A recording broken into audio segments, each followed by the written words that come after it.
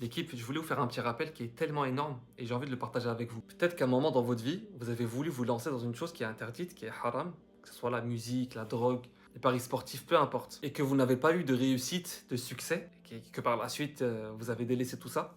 Remerciez beaucoup Allah. Parce qu'il se peut qu'il vous a préservé d'années de désobéissance.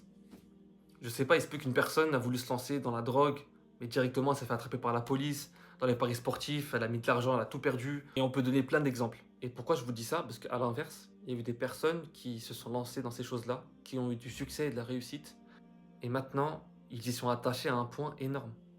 Sans oublier, et c'est une chose qu'il faut savoir, que le haram peut te donner des sensations, des sentiments qui sont réels, qui sont forts.